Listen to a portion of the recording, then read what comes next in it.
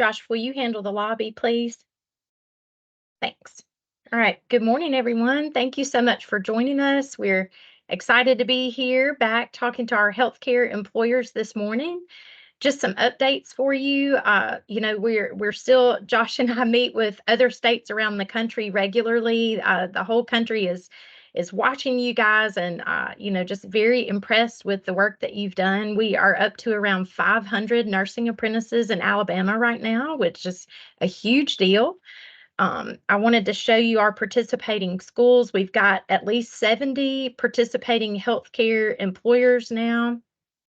And here are schools participating. As of January of 24, we will have 24 schools in our state participating. So if you see a school that you have a clinical affiliation with that you didn't know was participating and you're interested in partnering with them, here's our most current list. And then in May, we'll have Northwest Shoals Community College, and that will put us at 25 participating schools here in the state. So we're just super excited about that. And this morning, I have just some updates to share with you from our office and the Board of Nursing. Then we have a champion employer who is going to share with us some lessons learned and best practices. Huntsville Hospital, thank you, team, for being here with us this morning. We also had a long-term care facility who is going to join us, but she is under the weather. So we're going to save that one for next time. And then we'll open it up for Q&A from the group. Want to be cognizant of your time, so we'll go ahead and get started. I just try to keep a running list of questions that I get from employers and then try to remember to address those things here with the whole group so everybody is getting the same information. So one of the questions, and of course, I forgot, we always have to start by saying this. Whenever we bring a group of employers together, we cannot discuss wages. I'm going to talk about wages, but we can't talk about the wages that you pay. All right, so as you know, your sponsoring school sets floor wages based on your labor market data and just kind of the going rates there in your area. And then you set your own wages in that Appendix D, your employer acceptance agreement. Those then become your base wages. We had a couple of employers who thought if they had an LPN making more than that, if they became an apprentice, they had to drop to that apprentice wage. So just want to make sure everybody knows those are your base wages, but you can pay higher for shift differentials, for years of experience, anything like that. That's just your base that goes in there. And we always encourage you, if you're going to be paying something different, go ahead and just print that out so the apprentice has that in writing. This is what your wage schedule is, because what's in the computer is what's going to print out on their 671, that apprentice acceptance agreement they sign. So if it's something different, just give them that in writing. Also, if you are paying someone different, just make sure that, well, I wrote down my note that you told me to say, Josh. Oh, you have to be able to tell why. If you're paying someone different, it can't just be because you like them better. It has to be a legitimate reason, right? That they have years of experience or the shift differential or whatever. Okay, next on my list, just reviewing proficiency. Please make sure that your journey workers understand when they are marking off an apprentice as proficient, that is fully trained by your standards. Where you would like to see a new nurse at the end of orientation, we always say to the level that you would let them do that on your child or your grandmother. Only then, it's not just like, okay, I've seen them do it one time, I'm signing off on them. So please just make sure they understand that's proficiency to the standard of our facility. And then Josh, I think you were going to talk about disclosing wages and kind of how that works in the process. Yeah, thank you. So Meredith already mentioned what we call the AppD. It's the Employer Acceptance Agreement. All of you guys sign one of those. That's how you join the apprenticeship program with a particular sponsor. And sorry, my ADD kicks in when that thing dings all the time. That's how you join in a program with a particular sponsor. That includes your specific wages. So the program, like the college, will say, all right, if you want to join our program, you got to pay at least a starting wage of, $13 an hour. I'll just make something up. $13 an hour, and you got to finish at least $16 an hour, right? We know it's not that, but that's just what we're saying. So that's the program's minimum standard. But then you are specifying for your program, for your hospital or nursing home or whatever you're running, You're specifying these are the minimum wages that we're going to pay, just like Meredith just said. These are our floors if you start. All of that is part of the standards of the apprenticeship, right? The Appendix A is the part that defines the work process. The Appendix D is the part that defines what you're going to do as an employer. All that's part of the standards of the apprenticeship. Any applicant to the apprenticeship program has the right to review the full set of standards, which includes the Appendix D, which includes your specific floor wages. That's not the same as saying that you've made them a job offer at X number of dollars an hour or whatever. So you don't have to tell them, if you work here, you're going to make exactly this because I've analyzed your experience. I've looked at the shift differential of, whatever we're doing, but you have to share that AppD with them. So some folks had it in mind that they were going to wait. They weren't going to tell the apprentices how much that they were going to potentially make until after they made the job offer. You can't do that here. You've got to be able to show them at least the Appendix D with the minimum wages, the employer acceptance agreement with the minimum floor wages, because they have a legal right to review that because it's part of the standard. So just wanted to clarify that, because I know some different people's HR practices sometimes say, oh no, we're not going to tell you how much you're going to make until we make the job offer. Well, we're not asking you to make them an exact, quote, this is how much you're going to make until you make the job offer, but they have to be given the floor information. So we can take All right. questions on that later if there are any. Okay. Thanks, Josh. Another note I had, the number of apprentices that you take from each cohort, that is, designed to match your workforce needs. So when you're thinking about that, you're thinking about your capacity of journey workers. You're thinking about, of course, your budget and just your current job openings. We just want to make sure, because a lot of times when you have a clinical affiliation with a school, you're taking those, clinical students every single time. But with the apprenticeship, if you're at max capacity, you're not obligated to hire apprentices from every cohort or the same number. Some of you do that. We'll take 10 every time. Others, we've had a hospital who started with 5 and they didn't hire from the next 3 cohorts because they were just trying to get their feet solid under them.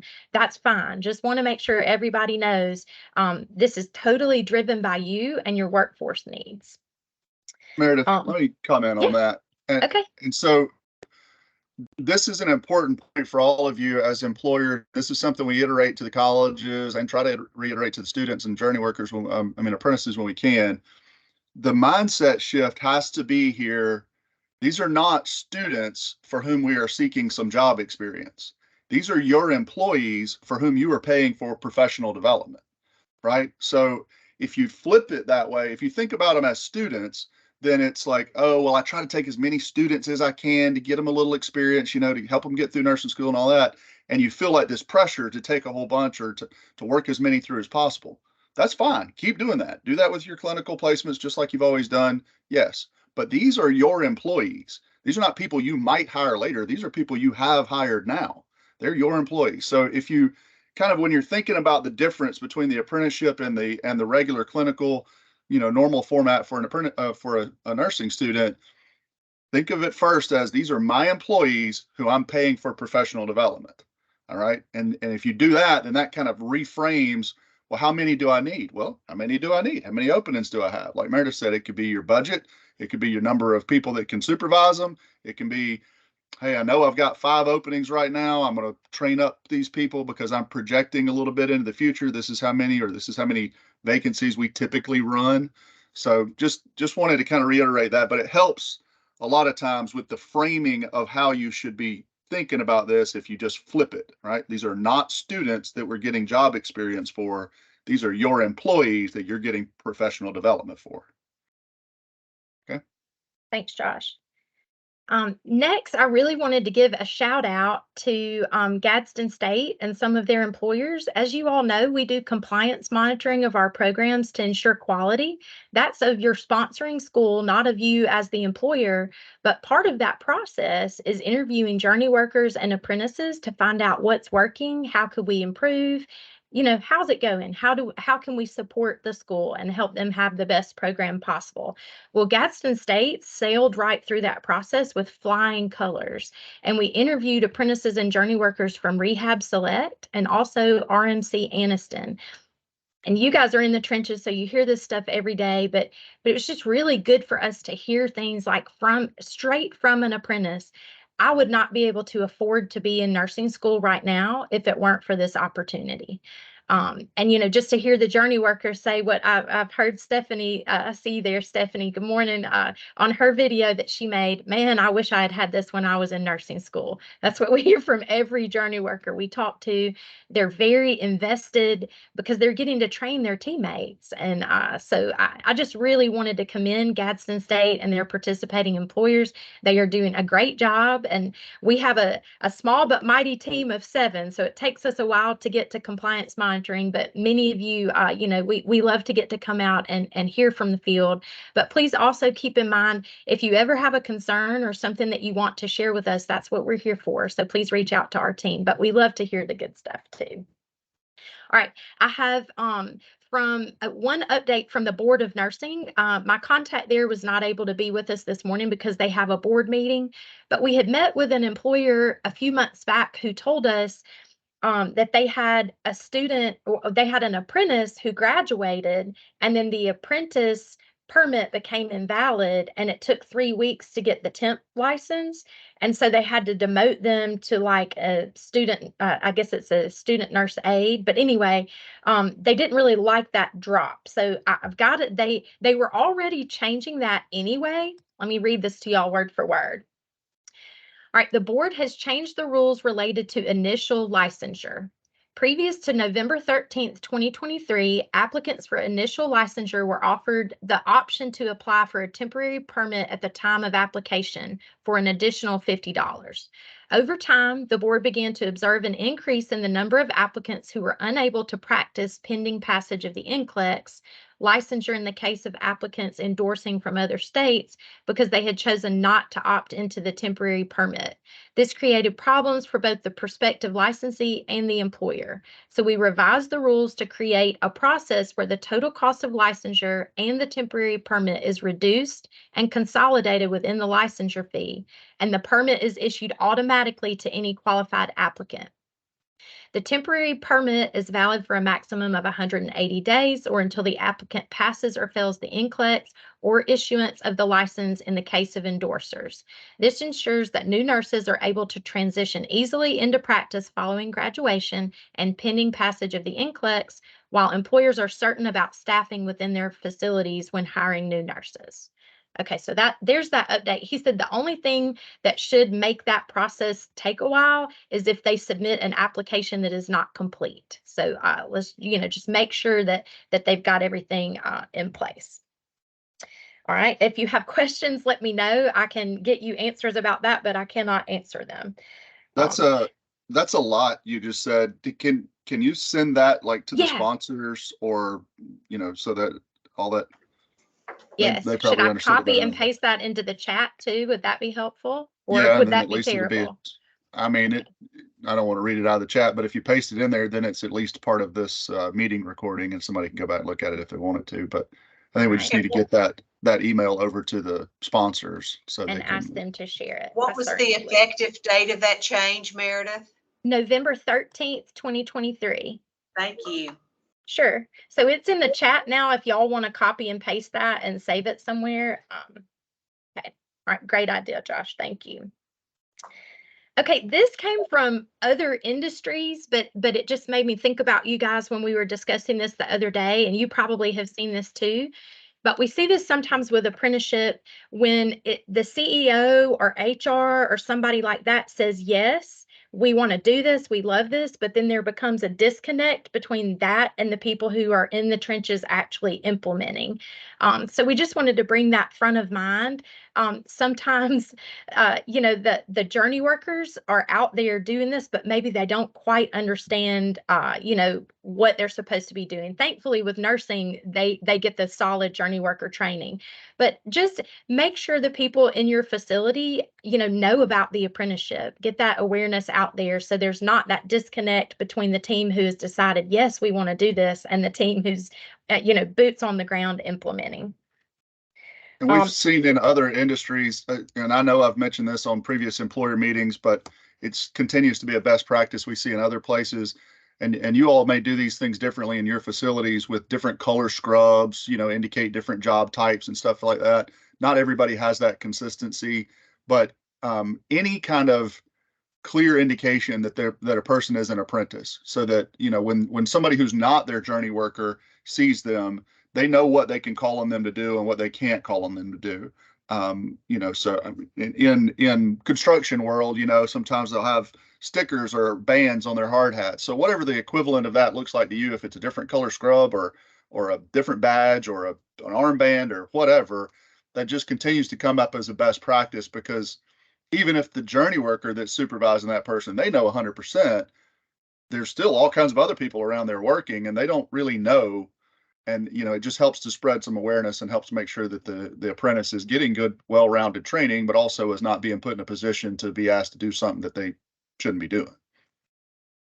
Yes, and I've seen Mobile Infirmary, they have it's almost like a little sticker that goes on the bottom of the badge, and it's just right there in all caps, apprentice. So they're easily identifiable like that too. Um, okay, so this is also, we appreciated some feedback that we got from one of our participating employers. She has several facilities and they were participating with several different schools, and they were documenting the OJL in several different ways. Like one was printed from a Word document, one was a spreadsheet, one was work hands. And she said it would just be so much easier if there was consistency. So Josh has asked all of the sponsoring schools to move to work hands beginning in January. So if they're not already using work hands, they're moving toward that, so that, no matter which school you're participating with, the documentation for that on-the-job learning with the journey worker is going to be in the same system for you. So thank you for that feedback. We were happy to make that change for you. This is another thing I heard from another industry, but I thought about you guys because we know that you experience a lot of turnover, as are all industries right now. But a best practice that was shared with us was to consider when you have consider succession planning for turnover and have shared coordination. So a lot of times you have that main point of contact there in your facility. Maybe if you have two people and there's partnering, that way if one person leaves, you're not starting back at square one learning the apprenticeship program. I think several of you already have a team, but just wanted to bring that suggestion to you. And then the last thing I have is just a reminder. We talk about this a lot of times, the difference between the related instruction and the on-the-job learning. So remember, we call that the meat and potatoes of your apprenticeship. The related instruction, and our acronym for that is RTI, Related Technical Instruction. That is everything nursing school. That's class, that's sim lab, that's clinical hours. All of that is the school piece. And it gets confusing because they do the clinical hours there at your facility. The outside of that is the whole other part. That's the on-the-job learning. And that's that additional time they spend hands-on applying what they've learned in the school part. So we had some apprentices who thought this was just paid clinicals and that was it. Then they just come back next semester. As Josh already mentioned, this is your regular employee. They're working every single week, but we just want to make sure that, in the apprenticeship world, we have that distinction. You've got to have both pieces, the RTI, everything nursing school, and the OJL. That's my work part. And if you have apprentices, now's the time to reiterate that with them, because we're about to hit the end of the semester and Christmas break and da. And I guarantee somebody's apprentice on this call is going to go, well, I mean, we don't start back to school until January the so-and-so, and they're going to think they're just off over the whole period of Christmas. So just, it happened last year. Maybe it won't happen this year, but go ahead and just remind them, hey, if you want to take leave time, you got to put in your PTO request or whatever it is. Don't just not show up. The school's not in session. You'll get coal in your stocking.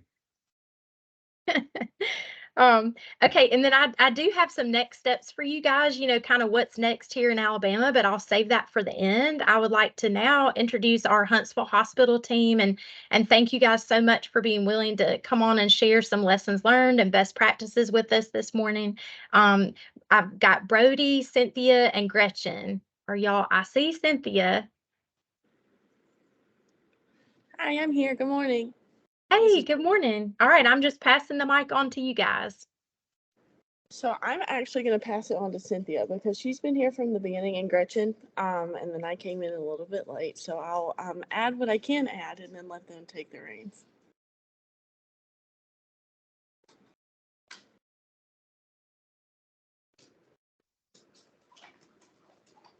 Uh-oh, Cynthia, we can't hear you.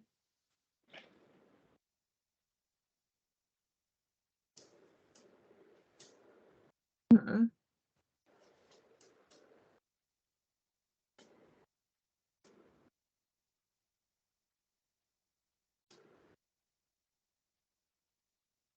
Gretchen, are you on the call? Do you do you want to start while she's getting her sound? And Cynthia, there's a number in the calendar invite that if you need to call in.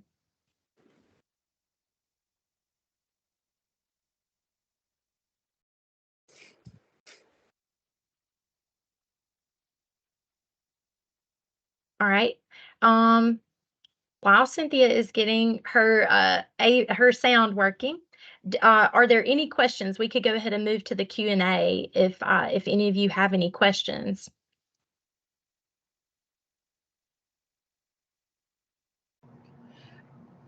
Hey, it's Donna from Thomas. Can you hear me?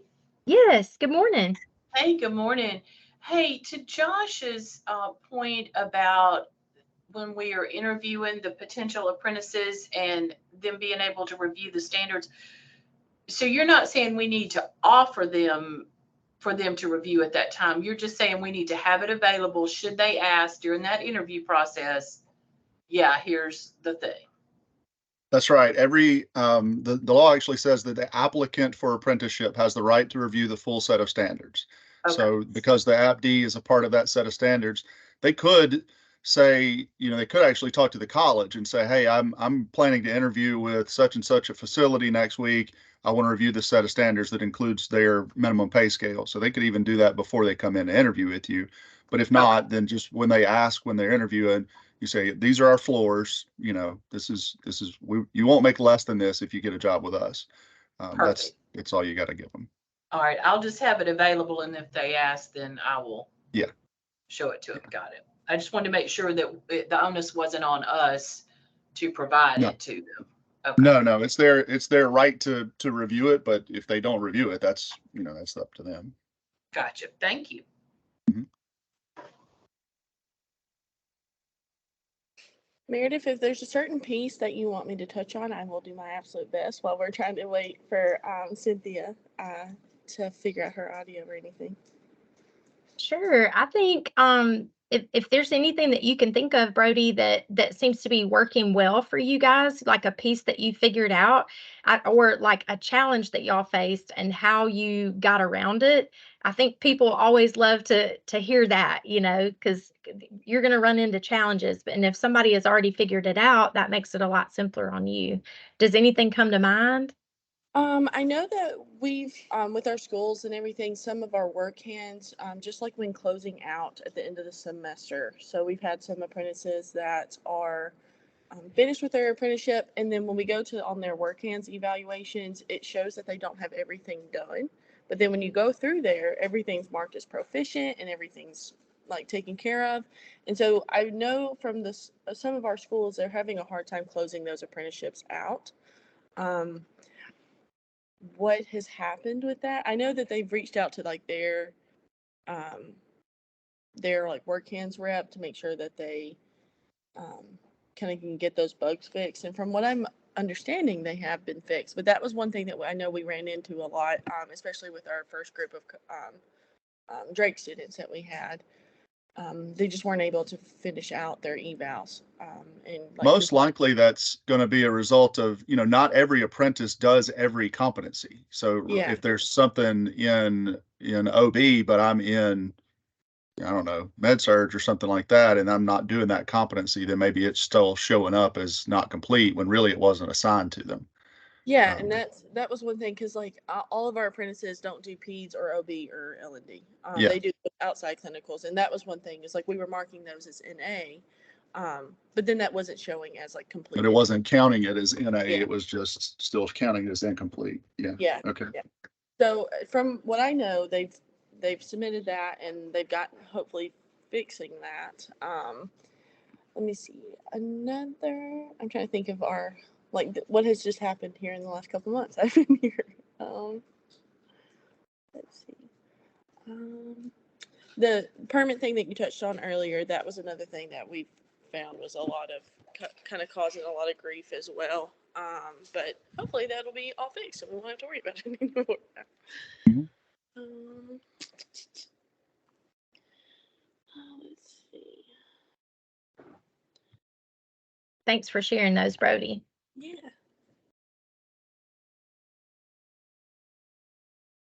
All right, well, I'm going to go all out of order now. I'll go ahead and talk to y'all about, what's next.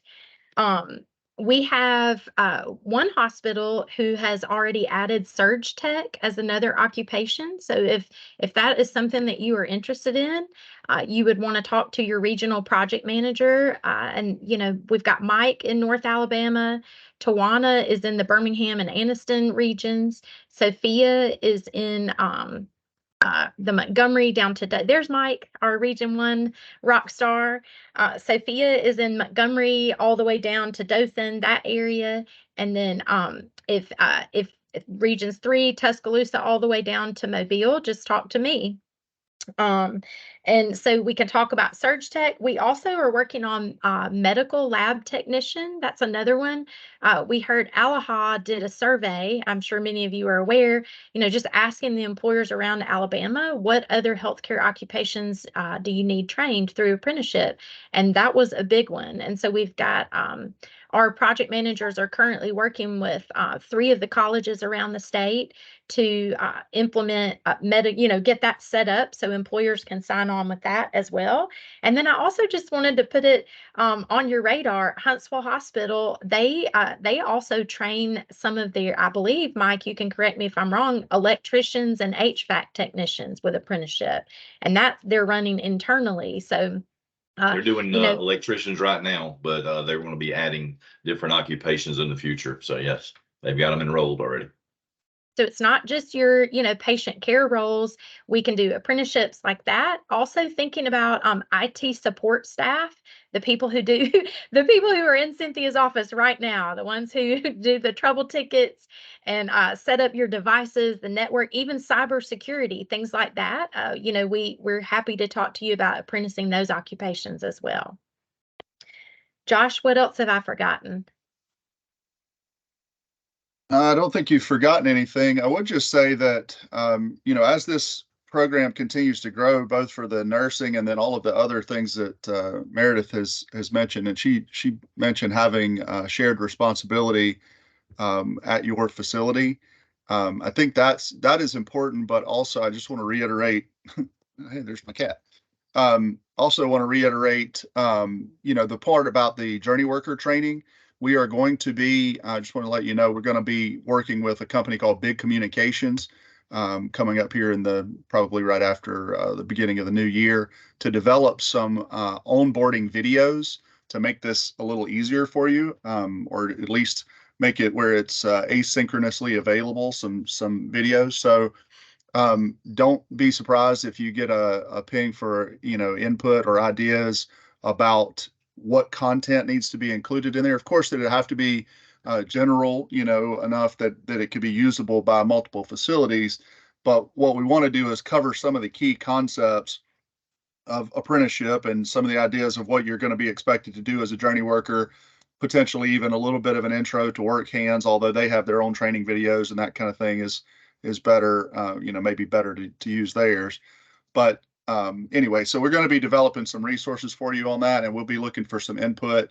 We'll reach out through your sponsors for that, but just to hopefully make it so that the management of this should get easier and easier over time. That's the idea. The more people that understand what's going on and have a better concept of why we're doing it, how we're doing it, and so forth, the easier it's going to get over time. And then the other thing I would tell you, new kind of on the horizon, is what's called the Alabama Talent Triad. Y'all may or may not have seen this, but if you go to alabamaworks.com, and on alabamaworks.com, there's the thing there that says Opportunity Hub. You can get started as a job seeker. There's lots of resources there. This is generally about workforce development. But right down the page, you can see a thing that's called the Alabama Talent Triad. This is in its beta version right now. It's live, but it's not fully fleshed out yet. The thing that this is going to do is for you posting jobs, if you imagine the easiest concept with it is like a match.com or Tinder type deal, right? You're going to go in there and be able to post your jobs on this site with skills-based job descriptions, which you already have because you've got your nursing competencies listed. And when you post that job in there with that skills-based job description, the other side of that matchup is apprentices or job seekers of any kind. It's sort of like Monster or something, right? But this is custom built for the state of Alabama and will be population level, so everybody can use it. They'll be able to go in and attach the competencies from work hands that they have done will be automatically imported in there. Also, if they've got nursing licenses, that can be imported, all of that kind of stuff. So then when you post your jobs, anybody out in the world who has those kinds of competencies will get a ping and say, hey, looks like you've got a 90% match to this particular job posting. Would you like to forward your information? So, that's something that we really think is going to be a big boost for us. We're moving away from this idea globally, not just in Alabama, but really worldwide, this idea of attributing skills just based on a degree. I mean, I've got degrees, but if you looked at my degree, you have no idea what skills are necessarily associated with that. So we're trying to get away from just broad brush certifications and get down to actual skill level occupational ability. So it's open, it's available. Again, you can go to alabamaworks.com, scroll down. You can go in and create an account as an employer, or you can create an account as a learner just so you see it. Right now, it's limited to a test batch of a specific 20,000 community college students. So it's not just open to the whole world. We're still testing it. But the competencies that have been imported, the only ones that have been imported so far are from manufacturing and healthcare, because those were our two fastest growing occupations or industries in the state. So we want you to get in there, take a look at it. Tell us what works. I did this myself the other day. I created an account as if I was me and tried to go through and, several of the buttons didn't work and stuff like that. So if you have time and you want to check that out, it's going to just continue to get better and better over the next probably about 6 months to the point where we, say it's out of beta. But any feedback you have as an employer, I promise you that gets top attention. If you say, hey, this won't work for us because, or this is great, we want more of it. So check it out, alabamaworks.com. You're looking for the Alabama Talent Triad. Send me any feedback you have on that if you're interested. And that whole time I was talking, I thought I was sharing my screen to show you that, and I didn't hit the yes share button like an adult. This is what it looks like. So you're going to go to alabamaworks.com and scroll down right here. That's what you're looking for. Skills-based job description generator, digital wallet, and credential registry. All right. Cynthia, did you get any sound? Nope. Still don't hear you.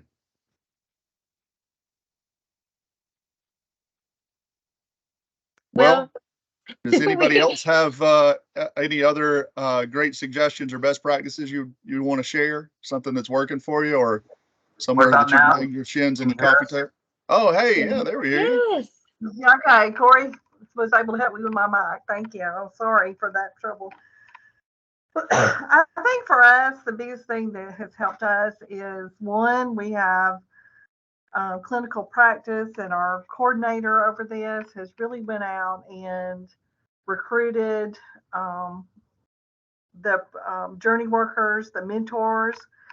We've provided them special training to make sure that they really understand what their role is. It's a teaching role with each particular student. We try to pair each student with the same mentor as they go through the program, and unless that mentor leaves the area or is on leave or something, then they're really working with the same person all the way through 3 or 4 semesters that they're with us. And I think that has been a huge win. They really develop that good one-on-one relationship, and they enjoy working with each other.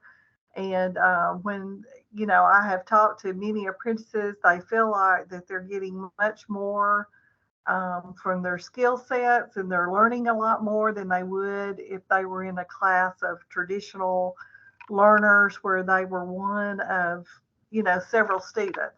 So they have really been pleased, I think, with the skills that they have gathered throughout. Another thing that's been a big plus for us, Gretchen, who's at a conference today, so I'm sorry she couldn't join us, but she goes out and talks to the different colleges that we are able to get apprentices from. We've worked with several that we could, and she talks to the students one-on-one. And our marketing team has even helped us have links between Huntsville Hospital and the school. So if they're interested, they can go right into our programs and click and learn about our apprentice programs. But we typically have more apprentices than we have mentors. So our only obstacle has been is getting enough mentors, honestly.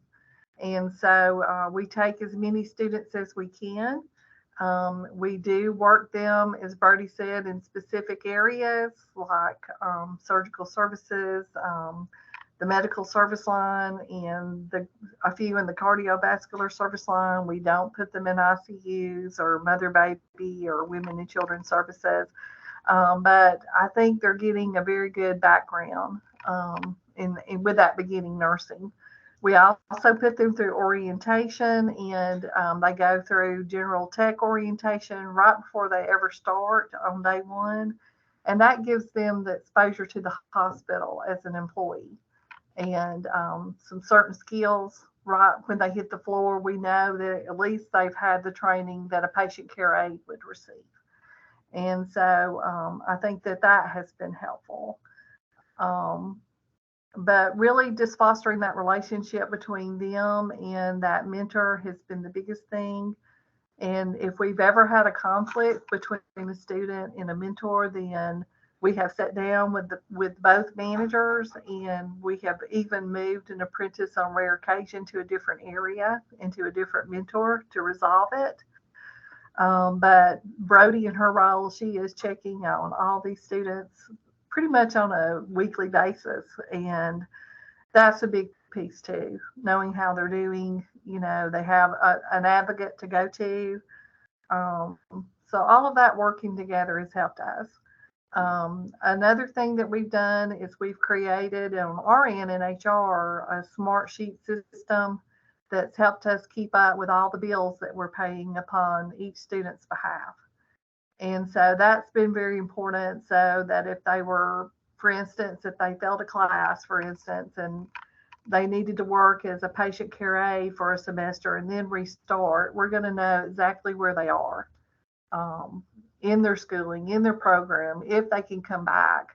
If they can't come back and they have to start over, we're going to know that too, and we're going to know exactly what we've paid upon their behalf. But we have had a few students that have had to take breaks for a semester and just work, and it happens. So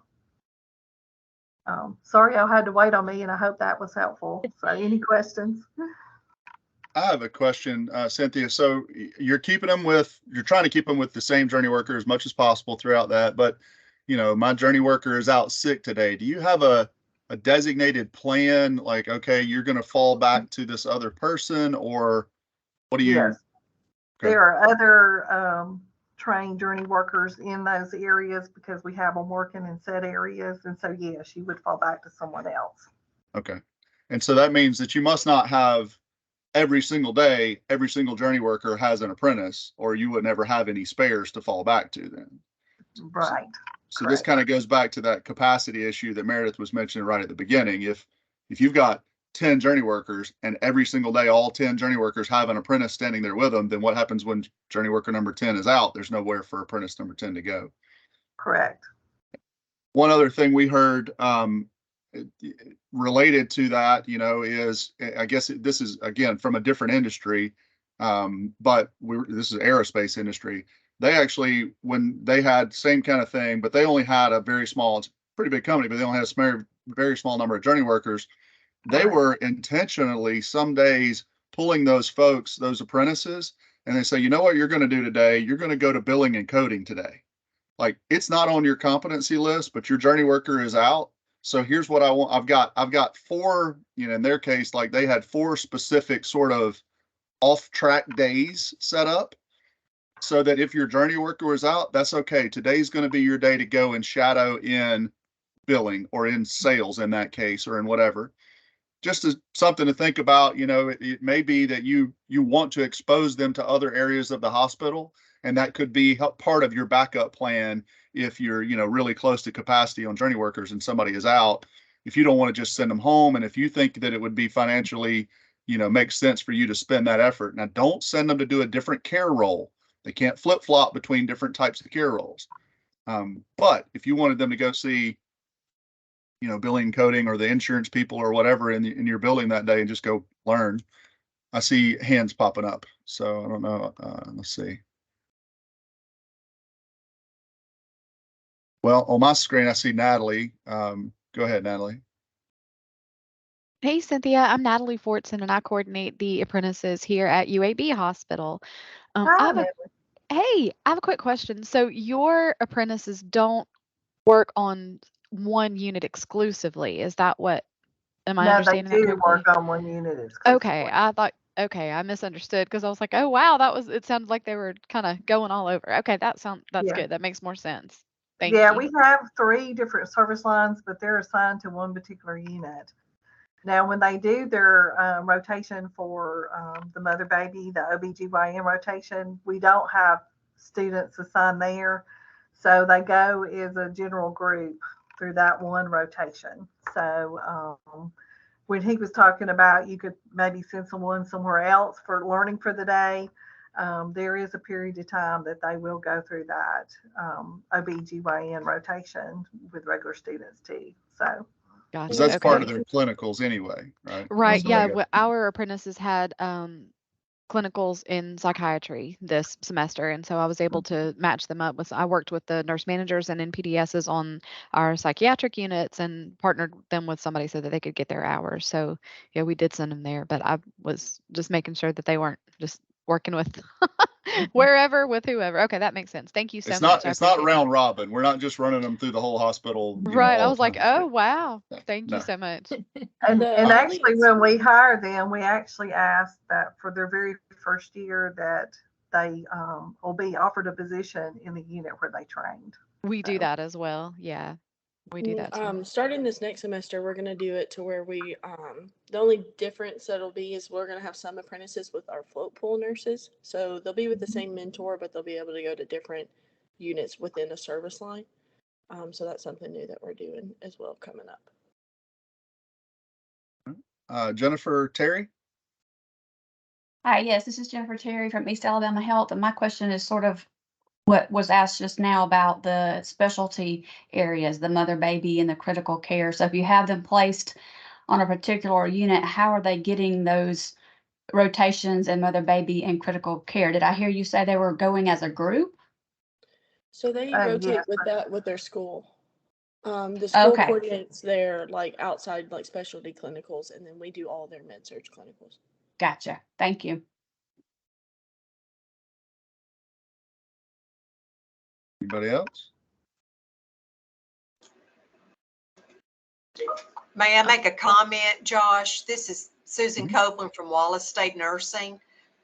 What I do each year, each semester, is I check with our facilities who have our apprentices to find out, based on the clinicals that will be offered that semester, in your facility, do you have psych opportunities, pediatrics, OB, critical care, and of course, med surges, everybody does that part.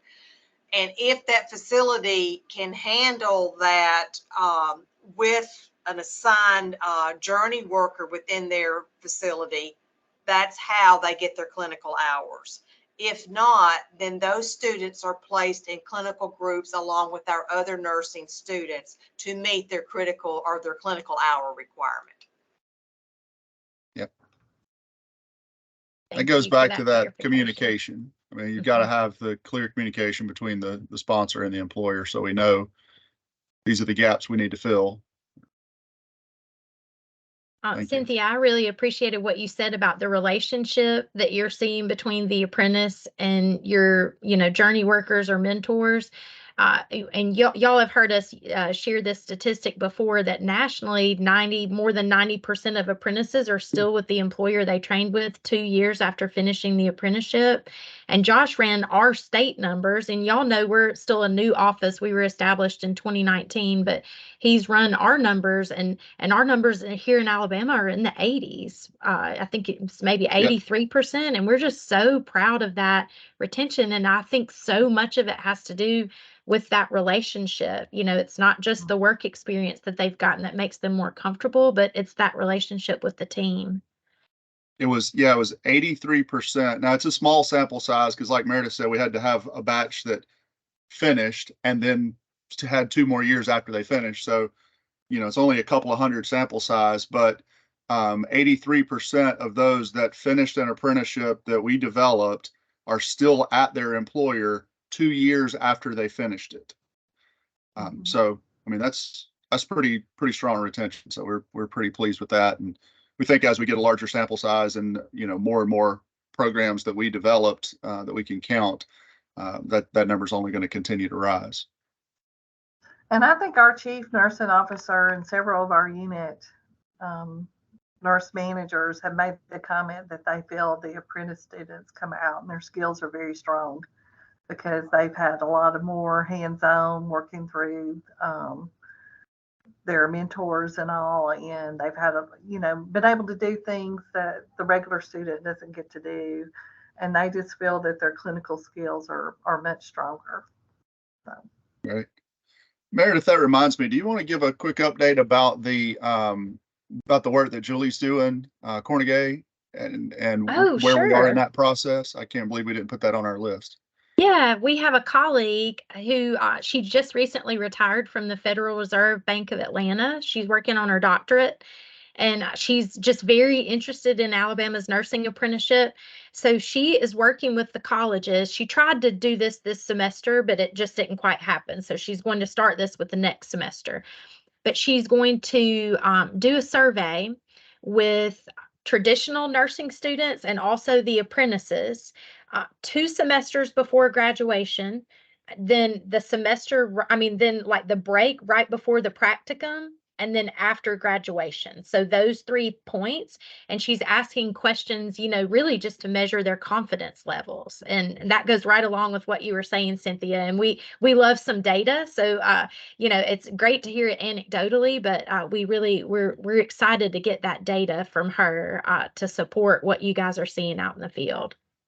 And some of you may have seen some of this information before. This is a replica or recreation of a study that was done in European apprenticeship models for nursing.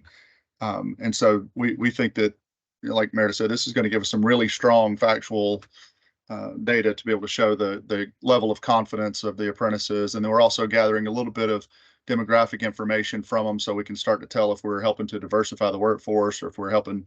We believe, and like Meredith said, anecdotally, we believe that we're removing financial barriers and things that are helping more people to have the opportunity to get into nursing. But Hannah, I see you got your hand up there.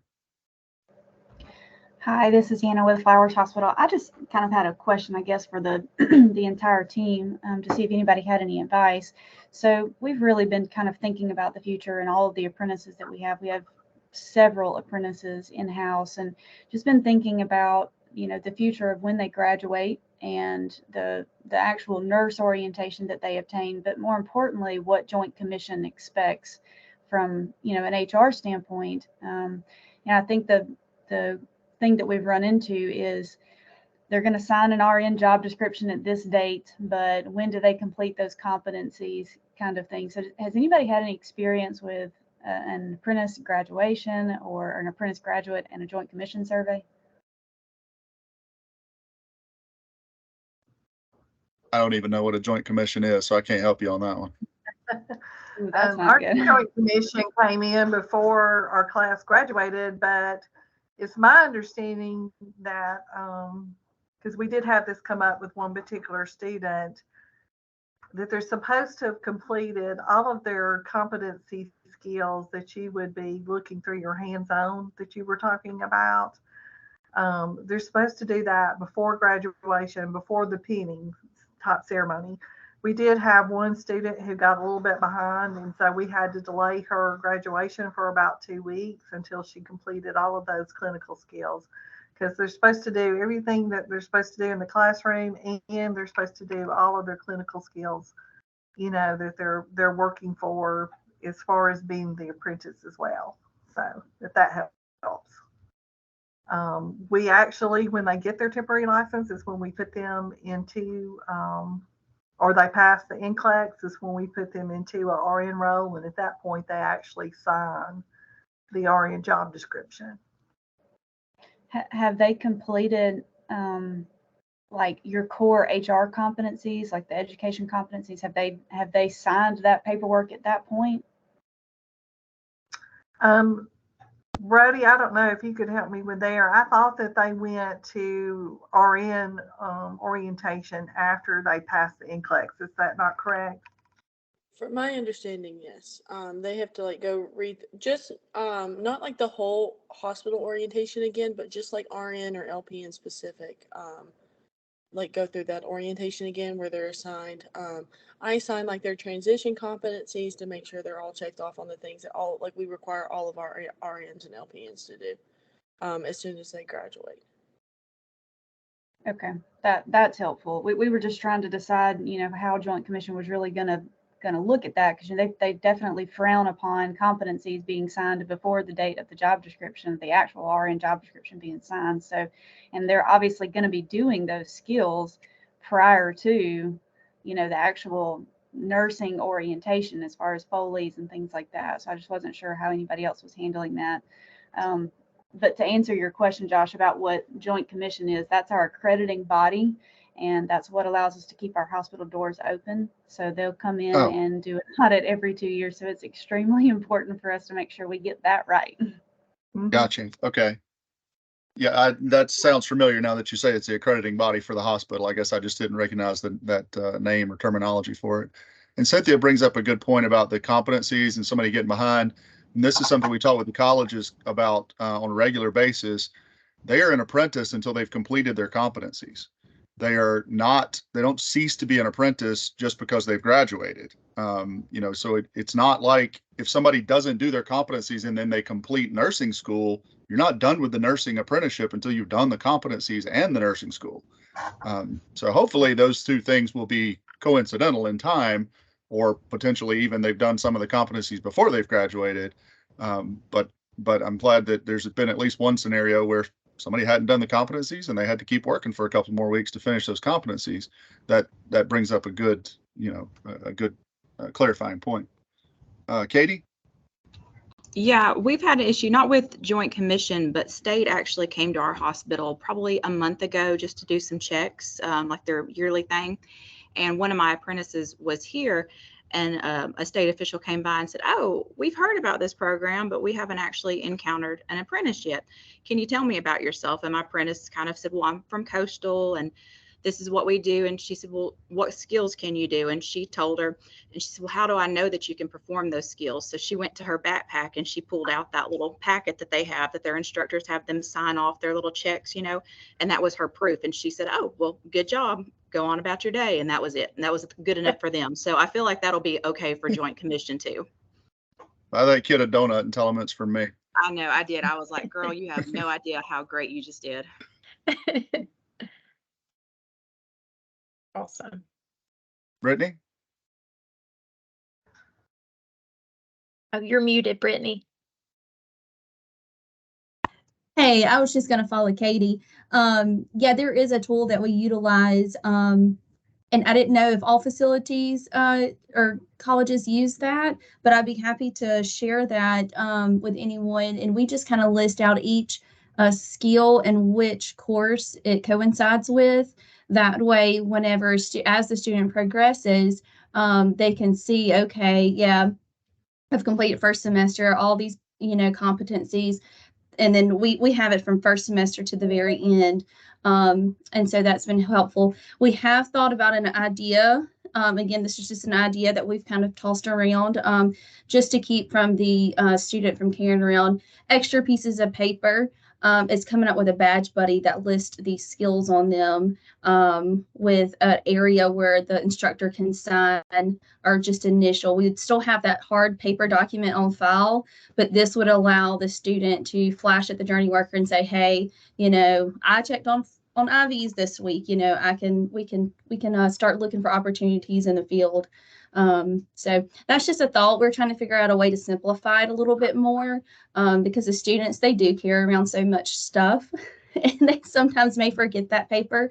So any ideas on that are certainly welcome. We're just trying to simplify the process just a little more for the students and the journey workers and the course instructors.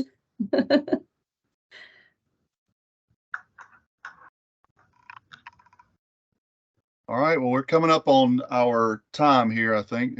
Do we have 1 hour scheduled for this, Mary? Yeah. Well, I did 90 minutes just in case, but I think okay. I think an hour is plenty.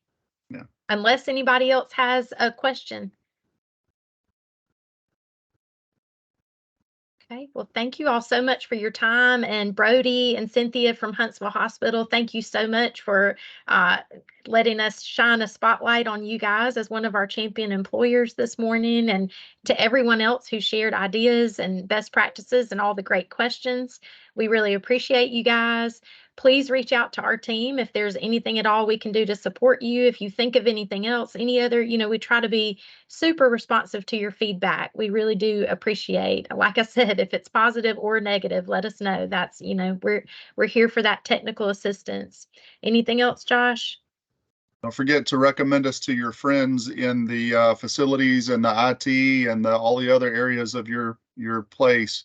If it's working for you, it can work for them. So our project managers are ready to help you expand to apprenticeship into other avenues of your facility. Oh, you said expand. I skipped something on my list. Okay. Our incentives. We want to give you money. We have incentive funding that the legislature gave us as of October 1st of 2022.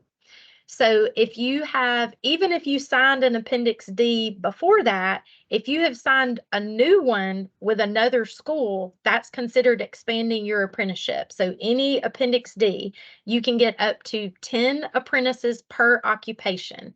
So if you have LPN and RN, so like you might have 3 with Coastal, 3 with LBW, and 4 with Reed State, like that's fine. You just get 10 max.